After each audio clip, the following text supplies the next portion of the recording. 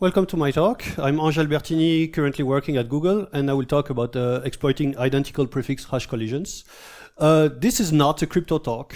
It's about exploiting the file format tricks behind of them, which we use for, which we use for shattered and other kind of attacks. If you want to go to have the crypto perspective on the same attacks, then go for this talk, but to be honest, if you don't know what differential path, boomerang bits, and whatever compression function means, then you maybe not want to watch it. It's just, this is the real thing, and this is here about, my talk here is about file format stuff. Oh, and I'm not here to promote any brand or to sell any product.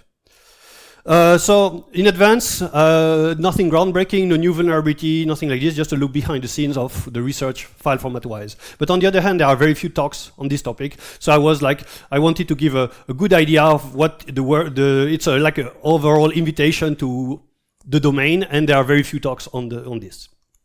So, I was involved in a few of these, in all this in the past. So in 2014, I worked on malicious SHA-1, which I will call Mal SHA-1, with Jean-Philippe Aumasson introduced me, and then I worked with Maria from TU Graz.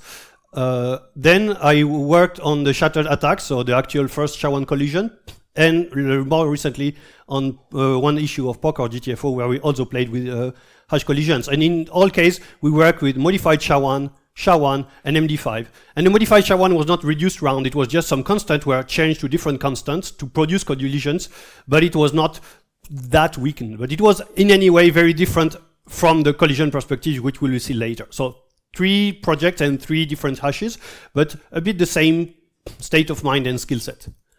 So, type of collisions. So I will talk about identical prefix type collision, where the 2 files are starting with the same data. There is some divergence between the 2 files, and then there is some recovery, and then the end of the file has to be identical. So even though it's called collision, it's not like take 2 different things and make them collide. That's called chosen prefix, and at this point the hash is considered broken. So for example, SHA-1 was considered broken in theory in 2005.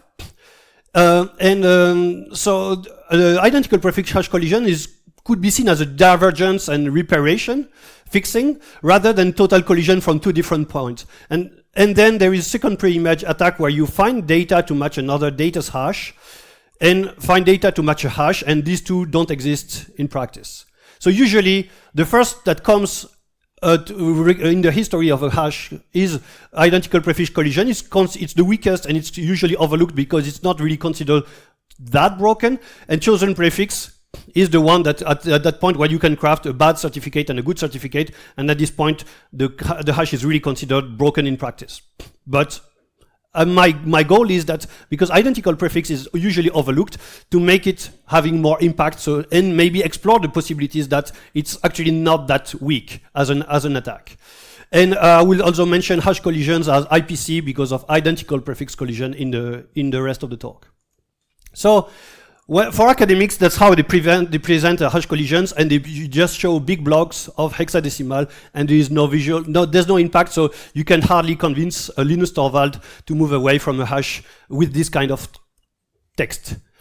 My role in this is, again, I don't play any role on the big computation part, especially on Shattered, the SHA-1 attack, where there was only a huge computation and effort. I just play a role at this part, determine the file structure. Then there is this big part that is unknown, that I don't play a role in. And then there are collisions blocks which are not determined because they are determined by the computation. And then the good thing is that we have at the end to have 2 valid files, no matter what happened here. So it's like planning and then hoping to land recovery, and there is a single try. So the impact of of my work was indeed to get something that is better than random looking blocks. Will it convince anyone to deprecate something? And just to give you an idea, Shattered took 6,000 years CPU and 110 GPU years of computation. No matter how many GPUs it is, it's a lot of computing power. And at the end, we would like something that is quite visual. So if it's reusable, then you can make an infinite amount of difference from the same computation, and it's better than just 2 random looking blocks. And these are Mal SHA-1 example just for the. So there are actually not so many papers on this kind of research. I will cover mostly this first one in 2005, the first one with some kind of better attacks, and then the 3 ones I participated. So in the Malcha one, it's Jean-Philippe Masson, and in Shattered it's Elie Burstein, who introduced me to a cryptographer, which I worked. So in this case, for the Malcha one, I worked with Maria, and in case of Shattered, I worked with Mark Stevens. And then we had fun with MD5 for the issue 14 of PoC or GTFO. And Melisha Elliott was the one in starting the idea that we could do something for that, as a challenge. So the important point is that the constraint of hashes and format have nothing in common. So in case of a file format, you need specific bytes or specific values. And in the case of hash collision, so this is a collision code, collision generation code, it's bits and shifts and whatever, and this is very incompatible. So in practice, we'll just consider, because the collisions block are very complex, we'll just consider them random. But from one side to the other, what we know is the difference between the two blocks. So you consider them totally random, and they only differ by a mask. In the case of SHA-1, it's a XOR mask. In the case of MD5, there's XOR and also addition modulo 32, 2 power of 32. But the mask is more or less known in advance. So that's what you have to rely on, even though it's made of randomness. In some cases that we'll cover, the collision blocks may contain arbitrary values. And if the collision is very fast to compute, then you can actually compute a lot until you have a given value, if that's what you want. So basically, you craft your files with random blocks, and you hope that it will work, and then you apply the mask. And again, in the case of identical prefix collision, the two files start with the same content. Then there are two blocks made of random stuff. They are different on each other's side. The difference is specified by this mask. This is different content, but that at the end of these blocks, the hash is back to the same again. So if you add whatever content here, the same identical content, the hash is conserved. But after this the computation depends on the prefix. So you define the prefix, then there is a computation that generates this block of randomness, and then you can add whatever you want. But you hope that you have valid files that are compatible everywhere, and that you can reuse more than once if possible. So for example, this is the case of the Shattered example, so the first SHA-1 collision. And you see that these two blocks are really made of a lot of randomness, and the differences are specified by these XOR masks. So you know, if you just have one file, you can immediately generate the other file. And indeed, when the SHA-1 collision was computed, I was just given one file. We computed it, here's one file. Generate the other yourself, because at this point it's trivial. The XOR mask is constant. So not all attacks use the same, even though Shattered took a lot of computing power, not all attacks are easy or hard to compute. So in the case of Shattered, what is very interesting is that the first byte that has contains some random is different. So we basically will exploit this to, like I said, with the ski jump, to jump over and to make the rest of the randomness ignore it. Even though this was very long in terms of computation, while a collision of MD5, a fast collision of MD5 takes 1 second, but the randomness is in the middle. So basically, you cannot have any content that you can plan in advance here. So basically what you can do is you just brute force until you have some bytes you can use. But here you only have one single byte that you don't even know the value, but you know there will be, the only difference on the file will be there. And in the case of Shatter, you know it's already at the start, and this is what we exploited. So depending on the attack, it might be easy or not, and it's not relevant to how complex the computation is. And again, there are several attacks, even from the same hash. It's like really one attack gives you a special mask, a special differential mask, and one, even if it's the same hash. So these are two collisions of hash clash, and this is a very recent this is the kind of collision where you can have actually some arbitrary text in the collision blocks, which I didn't know was possible, and Mark Stevens pushed it to GitHub on this Monday. Just for you, that it was new for me, and even publicly it was obvious for a cryptographer, but it was not so easily obtainable. So this is a link directly to the right script, and so this attacks takes a bit more time, because here an MD5, a fast collision takes 1 second. This one takes 2 minutes, but it's faster than brute forcing just the bytes here, you know. And you can have some arbitrary content within some rules inside the collision block. And again, this is only public. This is only easily generatable since Monday. So with these collision blocks and all this restriction on structure, there are a few strategies that you can use. So the common one is that you just use the collision block as some data that will be just used by some code that comes later. So basically you just comment out the collision block by a mean or another, like starting with a hash or a comment, and then you add some code that will reuse this as pure data. Or maybe it's external executable, like in the Kaminsky research, that will use these blocks as decryption key. So one block will be the right decryption key, and another block, another version of the block, will be the wrong decryption key, even though they have the same hash. So in this case, you just use the collision blocks as some passive data. And there is some code that will rely on this data in a comparison or in a blind decryption way. Now, another way that we implemented is just to you either via the prefix that is before, or you just brute force to set some opcodes. So the advantage is that x86 jump is EB and then something. So basically, you need only 1 byte to be controlled, that it will be jump over to a specific address. And if you have a difference in the parameter of the jump, then you can just have to put 2 payloads at the right place. This is easy, but as far as I know, there's no real life consequence. Now, much more interesting and probably harder is a format strategy, where you will set up a header via the prefix or inside the collision block, like we did for Mal-SHA-1, and then you will alter a value so that you reach 2 different datas depending on the which of the files you're parsing, and then if you open with the same software, then it will end up with 2 different datas, and it's even better, of course, when there are arbitrary amount of data. Exactly, and then each file contains 2 data sets, like 2 pictures, but in one case, the parser will be redirected to one file, to one data, and in the other file, it will be redirected to the other. Now, another trick that we also use is when you just use a file format top-down, like RAR or 7-zip, and you just concatenate them, and you just make the collision block start with the magic. Then if there is a difference there, then in one case it will disable the magic of the first file, and therefore it will see the second file. Simple trick, but worth mentioning because it works in the end. And in this case, you need to have some control or brute forcing on the final byte of the collision blocks.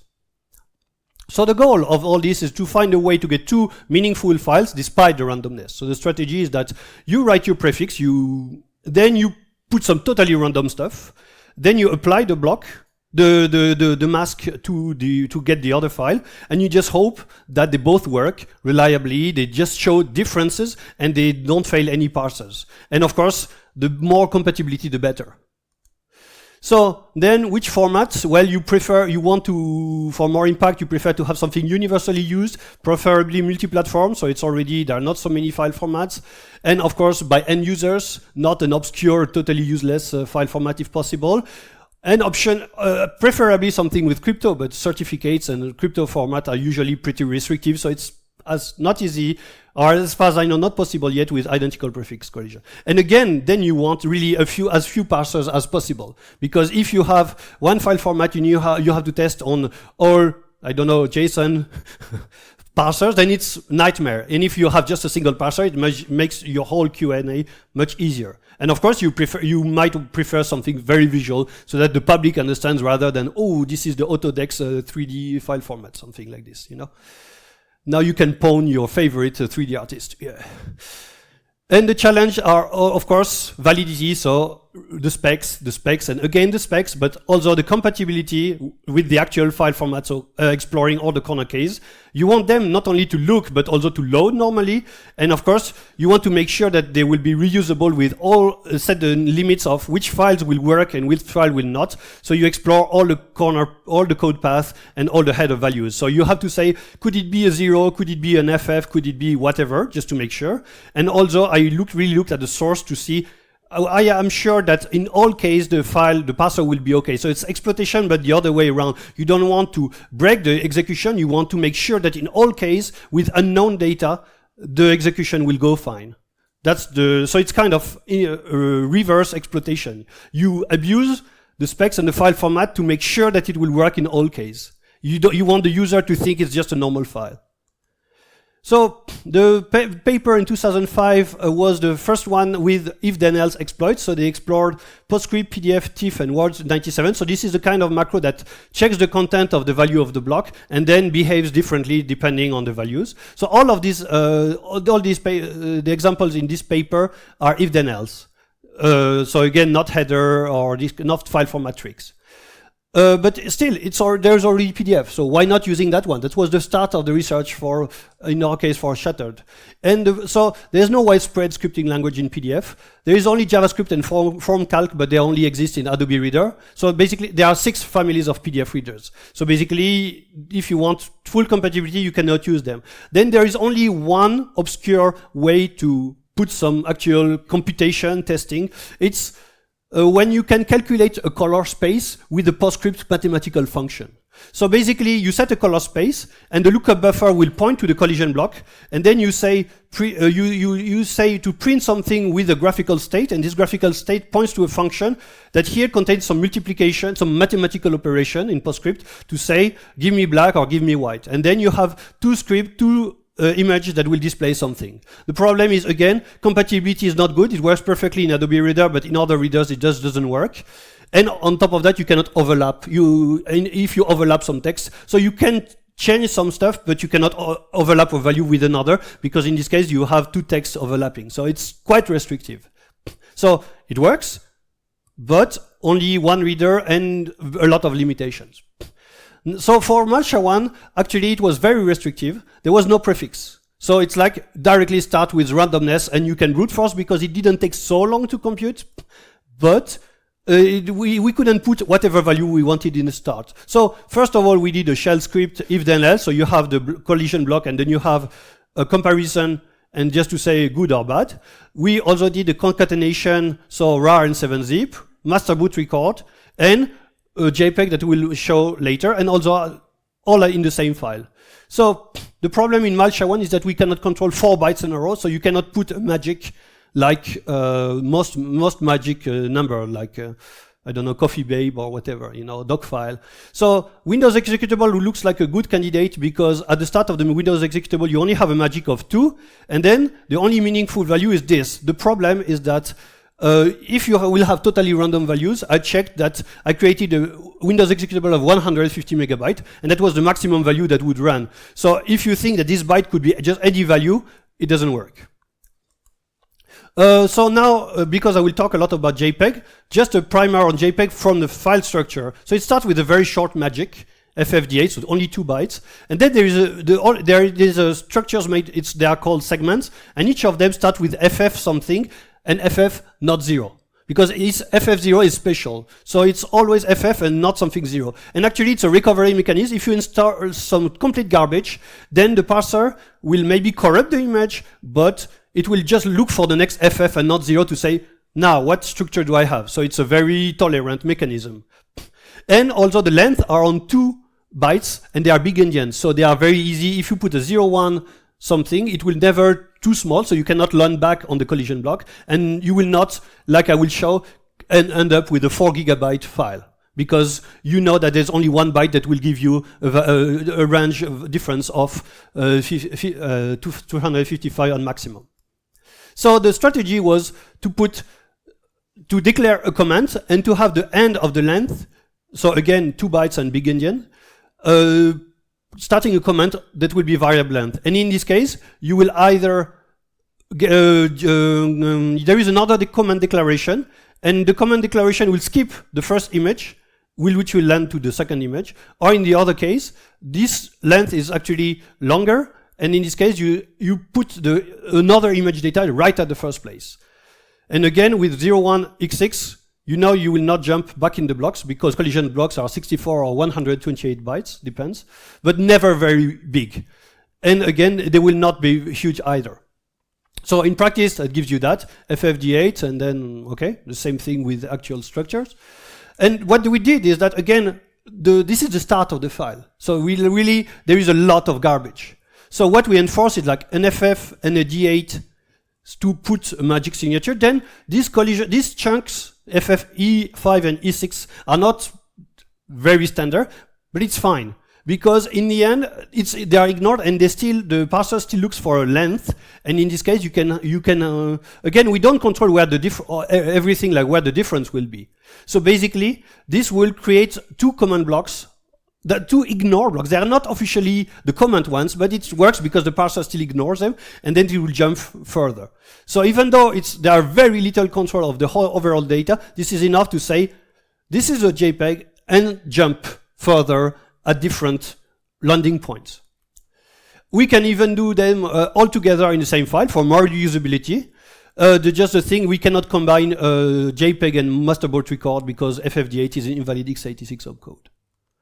So now, that was modified SHA-1 in 2014, and now the start of just the idea to try and do the same with the actual SHA-1.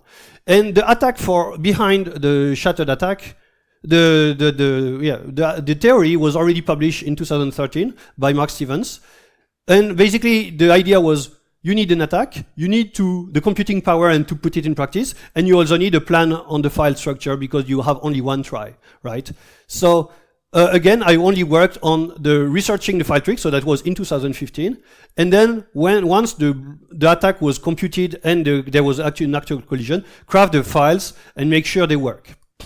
So even though it was huge in computing power, the attack was actually quite more flexible than the modified SHA-1. The computation is very complex, and it was never tried before. So we have one single try, and you cannot say, hey, can you change something now?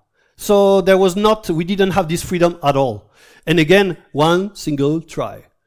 Then, unlike mal SHA-1, there was a prefix. So we could put a lot of stuff. We have some control. The blocks, there was no place for brute forcing, so the blocks were totally random. The mask, unlike mal SHA-1, was always constant, so at least it was more predictable. And the block starts with a difference which can use as a trampoline to jump further. So first, I knew that the mal SHA-1 trick would work, but we still wanted a new trick. And then again, PDF. There was the PDF trick I mentioned earlier, but one reader out of 6. So I really looked for a different kind of aspects in the PDF, but it never works reliably. And one funny thing is that when you do this research, the SHA-1 computation collision doesn't exist yet. So you have very little traction even with colleagues. It's like, I'm doing research on file formats for a potential attack that it doesn't exist yet. And people are like, what did you smoke again? Something like this. So it was actually like, yeah, really you don't get people interested in it. Once it's computed, it's too late because then it should work. I mean, it's too late for my file format planning. So you plan something, you wait, and then it comes, and then it's too late to change any bit anywhere. So if you're not familiar with PDF and with my vision of PDF, I will be short. So this is a standard PDF. And here, these are PDFs have a lot of weird stuff if you look at them in details. And by all means, they should be invalid. But actually they work just fine. So basically, every PDF reader, and I know that pretty well, have its own quirk. So compatibility with PDF, and when you want to manipulate file formats, is a nightmare. So I created extreme PDFs for each of these readers, and they all work fine, and they all break on all the other readers on purpose, because I went to extreme ways to make them as crazy as possible, but still opening fine on their respective reader, and that's the landscape of the PDF, right? If you want total compatibility, you have to deal with that. So it was just a parenthesis to give you an idea of the PDF landscape is really not easy. So that's a problem. Does it work? But does it even display or behave normally? And you can getting one trick on a PDF reader is easy, but getting a trick on all of them is very hard. For example, preview is more strict with JPEG structure, but it creates some. Here you have a JPEG with the two JPEG displayed transparently on top of each other, and there's no transparency in JPEG anyway. So that was a first funny one. Or okay, if you put an unusual JPEG in a PDF, it can reboot a Kindle, for example, or take very long. Or even if you have a very completely crazy JPEG in a PDF, then it displays glitches only in Adobe, because why not? Or here, the ratio in Preview, Safari are different in Safari because PDF. So again, PDF is tricky. PDF trick with total compatibility, and we would really like to have complete different documents. It's not just a glitch that, oh, look, this pixel is green or this pixel is red. Yeah, it's not very, we wanted something better. So eventually, convincing that JPEG in PDF would work because the PDF embeds entire JPEG files, and the parameters of the JPEG can be referenced further. So if we change a JPEG, then we can still, the dimensions and the color space, if they are grayscale or anything, can be changed after the computation. And again, unlike PDF, they all use the same JPEG standard. So basically, if you analyze libJPEG, then you have reliability within the PDF world. And again, the proof of concept will not be 4 GB. We knew that already with MALSHA1, and they will work fairly reliably, and it will be reusable. So like infinite pair of colliding files.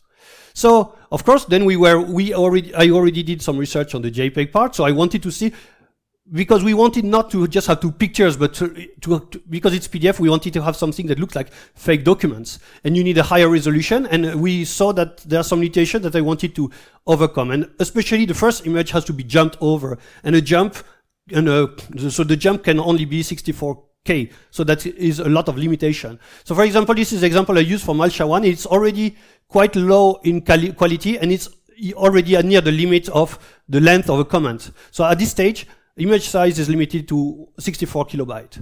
Good for a photo, but not for a documentation. Now the trick is to actually, in the specs, there should be only 1 comment per JPEG. In practice, if you look at libJPEG, there can be any comment will be sparse, so you can put as many as you want. So instead, you put, for each segment of the first image, you put 2 comments, one small, and that embeds a trampoline that jumps over it. So it's full of trampoline between all the segments. So in one case, it really jumps over all the segments. So in this case, the segments, each of the segments is limited to 64 kilobytes. So already you can use a bigger picture. Now, the problem is that, of course, it would be too easy if it would be that predictable. The one that contains all the data that is compressed and coded with mathematical algorithm and so on, this part, this segment, the scan segment, the length is only the length of the header, and the rest of the data doesn't follow any rule of length. Thank you. So basically, it can grow, it will grow linearly with the file. So, and it will not limit itself to 64 kilobytes. So then, of course, that was too easy. And in the case of the official example, of the official proof of concept, it's 228 kilobytes, and the image I was given, you have a single scan of 227. So that will not work. It's already, you would have to have something that looks that is much smaller or uglier. So again, a primer on PDF, on a JPEG. In JPEG, you have components. So basically, the component is not in RGB, but in brightness, so basically grayscale, and how much there is of blue, so the big zone of blue, and how much there is of red. So you can see the redness, the blueness, and the luma. So first, an image is decomposed in components. Then each scans, when you have this blurry image that loads, you can have each scan containing some value, some definition, and each of the scan improves the quality of the image. So basically, you split the data in this case, so you can add either the colors, or you can even have some definition. So basically, with the progressive image, you have the same file, but smaller scan. So already we overlook this limitation in a small way. I mean, so basically, for this proof of concept, just saving it as progressive was good enough to reduce all the scans below 64 kilobytes. But let's explore further, because why not? So welcome to the JPEG School of Wizardry, because if you look at the JPEG official tool, there is a switches for modifying, switches for advanced user, and switch for wizards. And there is even a wizard doc in the official documentation. And this is what we're gonna do. So basically, JPEG-Tran, with JPEG-Tran, you can, if you are wanting to do wizardry, you can really specify by hand each of the scan, and then you can really customize to make it you can really say one scan doesn't contain the whole information, 64 bytes, but maybe 1 bit. And in this case, you can split. Really, you can have a bigger picture, and each of these scan will be smaller than 64 kilobytes. The problem is that JPEG-Tran is a bit inconsistent, and the actual documentation's example is broken. But wizardry, you have to learn it the hard way. In practice, this image, so it's high resolution, it's quality 100%, and it's 860 kilobytes. And here are all the definitions that that I use for JPEG-Tran. So here the 0 is the grayness. So there are not so many colors. If you look at, there's not so much red and so much blue. So basically there is more grayscale information and blue and red, and this splits the whole 0 to 63 spectrum to, in this case, several scans, you see? So basically, with this, you can actually have this image, even if it's quite big and high resolution, you can have it keep all its scans under 64 kilobytes. The thing is, you can even do that more, but then I made a completely crazy JPEG, and it was still standard in resolution. It was taking 7 minutes to load on Ubuntu, just for your idea. While it was pretty standard from the resolution and everything. So now another trick is that JPEG has a theoretical limit, a hard-coded limit of 100 scan, but just on writing. And if you just on reading, it doesn't care. So you can put, I think I made one with 2000 scan, and that was breaking Adobe Reader. But at least we could release a multi-page doc, but it's giving mobiles a hard time. So there was not really needed, but at least now you know it's documented in case. So basically, Shattered is a JPEG in a PDF. So far I was talking about JPEG, so we still want a PDF file. So the PDF prefix declares the header, declares the image, then reference all the image parameter later in the file so that they can be updated once the computation is done. Then you put the two image content, you split the top image with all this scans trickery. And one thing is because they point to the same parameters, they have to have the same dimension, so which we didn't need in Mal-SHA-1. And how do you say? And then you put the data, you put the values, and you finalize the PDF file. So basically, this is how it looks like. And this references the properties, and the properties are behind. And then you can put the PDF content, and you can even put several pages. We'll see that later. And this is just a single image that contains all the page, and you can make them only show a partial part of the image. So basically, it looks like you're browsing a normal document. We can actually do better. We'll see later. So now, this was just theory in 2015. I said, okay, I'm done. Now, 8 brain year, 100 GPU year, and 6,000 CPU year later, woohoo, we have a collision. Here is the file. And so here comes the randomness 2 years later, the great wave of Stevens 13. And this happens. Hi, Ange, I did what you say. The file did not collide.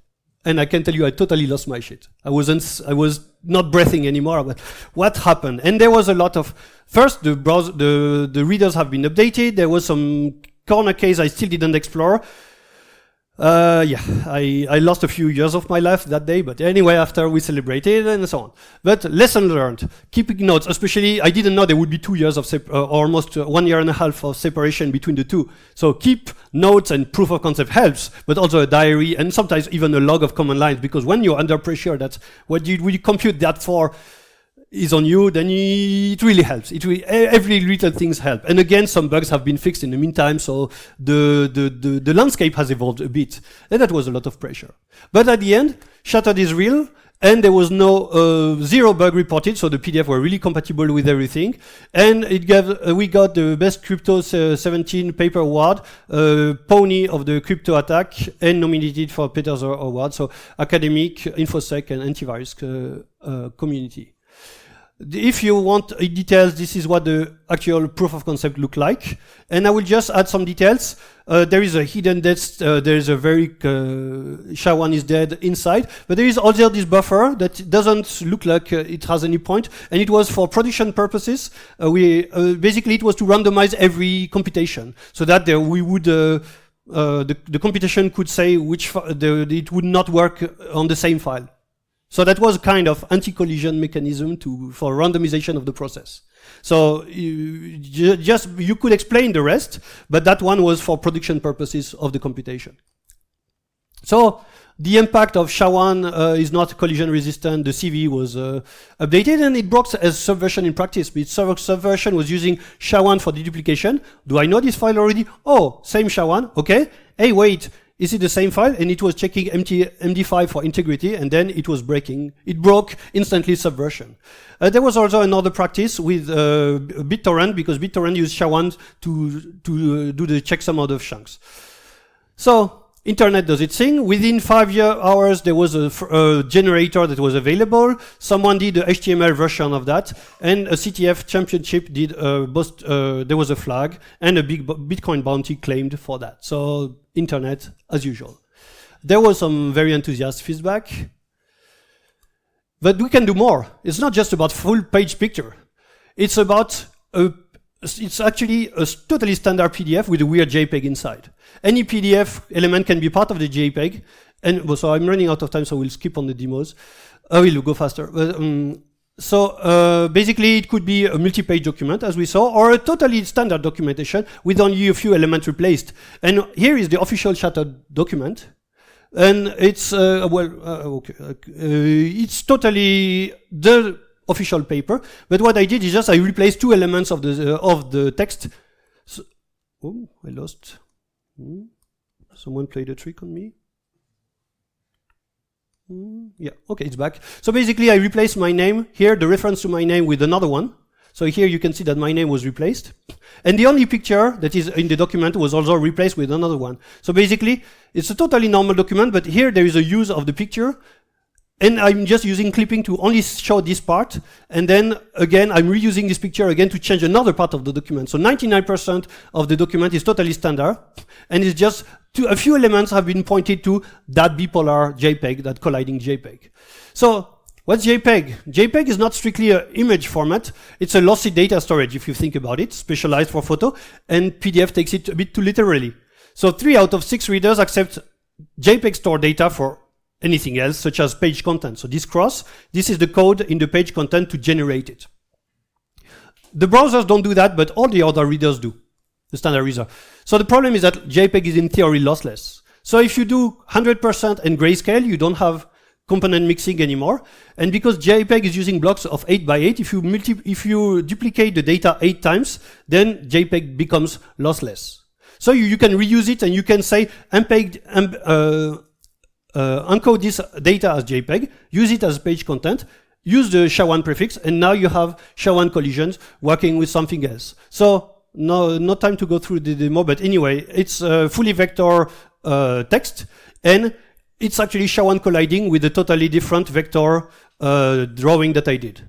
So again, another kind of JPEG SHA-1 colliding proof of concept using the exact same prefix. And the fun part is that in the end it's a JPEG, grayscale JPEG, and of course the text can declare colors because in the JPEG. Now we have JPEG as image, JPEG as data. Why not both? So you put the data you want to be lossless, you store it 8 times, you append the image, and then the page content can reference itself. The only thing is that there is no page content terminator, so it could fail rendering. But in the end, you use a normal image, and then you put some code here that you duplicate 8 times, and this will be lossless. And then this code is actually referencing the image itself. So basically, you can have 2 colliding files, and this is a JPEG that is colliding with this one, and the code is different, and it's referencing the image again. And these ones are also SHA-1 colliding. So again, still the same only computation, but you have different kind of proof of concept that could be tricky at very levels. And the thing is, it's trivial to detect because you have the SHA-1 is dead at the start of the file, but now it's not so obvious that it's just different of JPEG. It could be anywhere else. MD5, we also did some work on MD5. MD5 is already broken, so nothing to see, right? You could think that, but it's still, why create only a pair of colliding files when you create 69 collision and to have 2 to the power of 609 files different with the same hash. So what's a collision in the end? Usually you want good and evil content, you want them to have the same hash, but the other way around, it's just the content has changed and the hash is the same.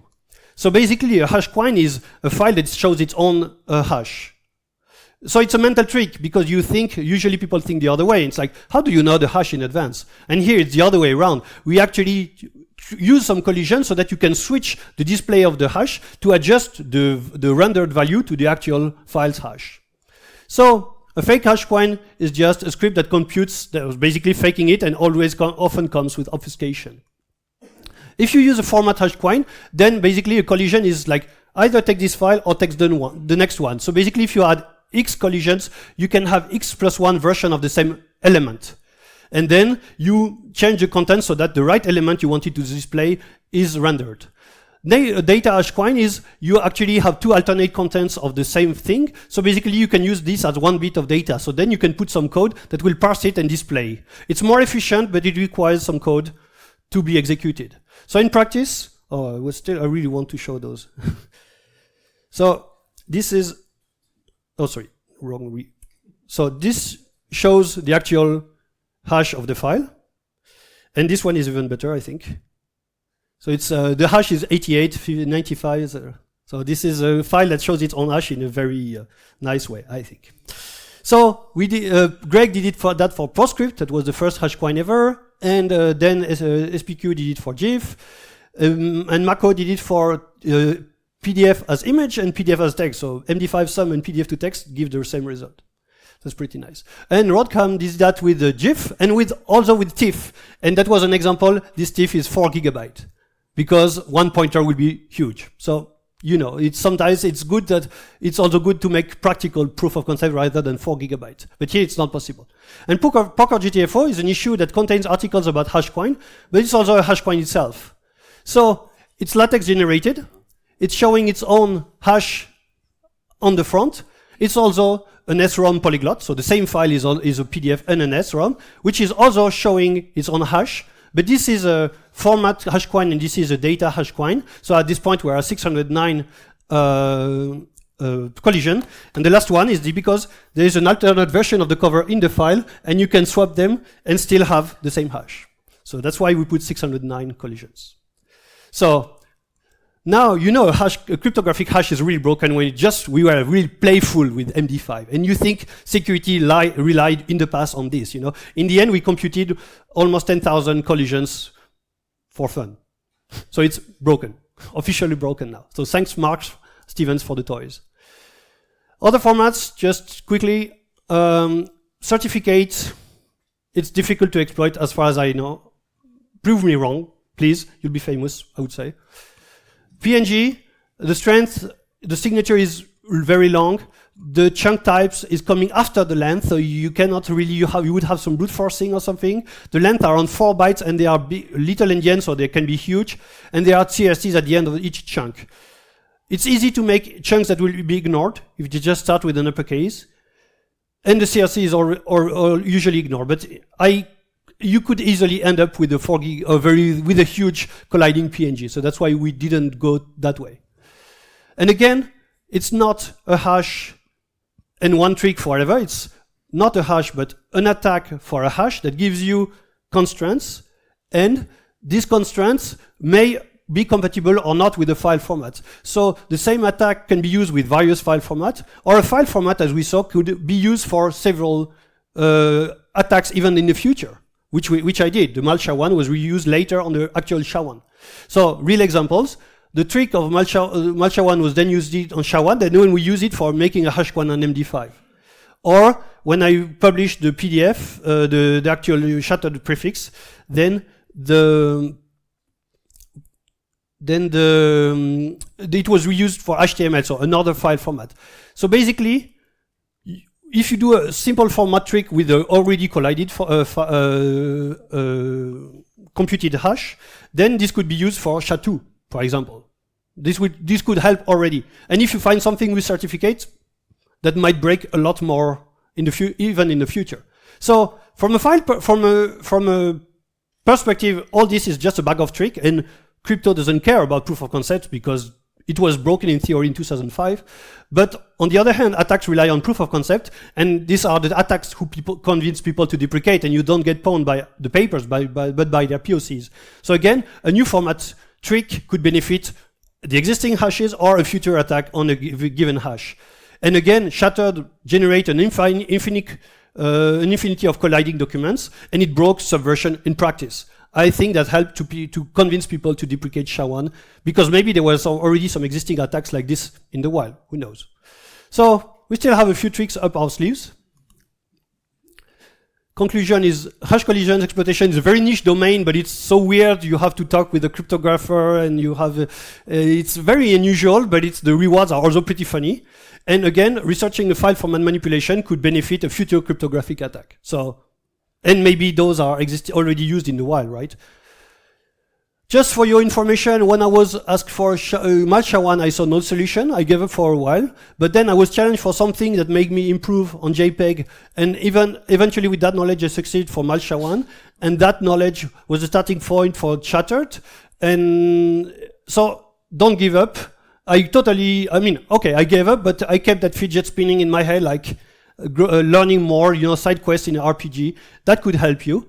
And also one thing, some people say, oh, what you do is really great and I don't have all this discipline and something. And I also thought, oh my God, I'm not so serious and everything. But just instead, when I tried that, it never worked for me. I couldn't do something that actually I hated deep inside. I just do what makes you giggle like a 3-year-old, because this is exactly what file formats and hash collisions do for you. And then if you keep it doing that repeatedly, having fun, eventually you get feedback and recognition, and by then you'll have no reason to stop, and you'll be disciplined because this is something you love, and this is something you acknowledge for. So if you think, oh, I don't have the discipline, first think, what gives me real fun inside? Like me and playing with hash collisions at 2 a.m., whatever, Thanks for your attention. And any questions?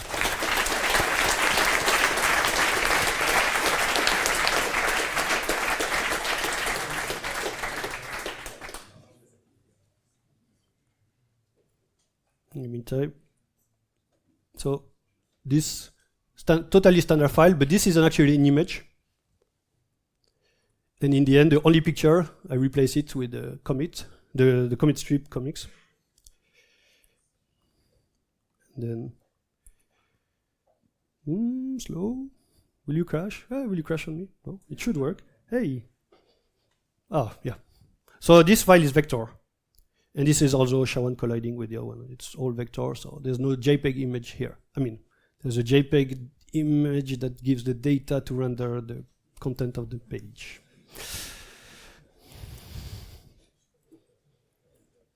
No question? I have a question. Why is talking to cryptographers weird? Because I still don't understand what boomerang bits and differential path and compression function, whatever it is. No, it's not weird, but it's really good because you really have to find a common ground for understanding, and it's a different world. So that's why you need to translate. Basically, I remember when Jean-Philippe, where is he, explained me some stuff, and I was like, can you translate that in human words? And then I think I get it, but I'm a proof of concept person. So then I do a script that does this, and then I say, okay, this is how it works. And this is when I would understand. I need a Python code to do that. So it's not particularly weird, but it's challenging for both sides. And it's very interesting.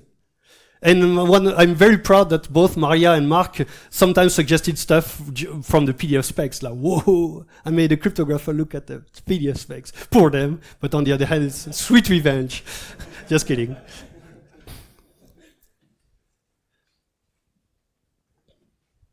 By the time the microphone reaches away, if you want to grab home a file format, please help yourself. And if you use one of my posters in your work, feel free to sign my own copy of my Bible to convince my wife I'm not doing that for nothing.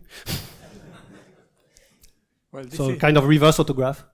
This is not a question about, the exploit itself. It's about the time between the theoretical break of the hash and let's say the fact that it was really considered to be exploitable in practice. So it was a 10 years period. Yeah. So you said, okay, the algorithm was broken in 2005. In theory, and that's what academics say. Yeah, exactly. So, but when it is really considered broken, it's just when the theoretical...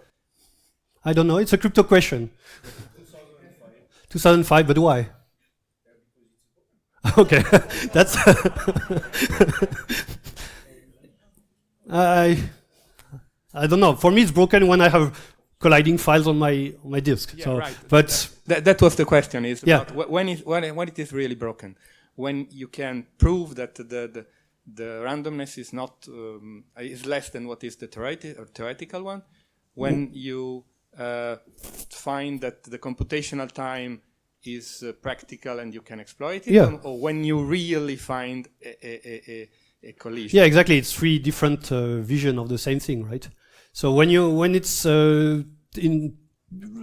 fast enough in theory, when someone has enough computing power. So, for example, the 110 GPU year took 8 days in practice. But or if you want an attack, then it's when you have the files on your disk. So you're right. All three are valid from different points of view.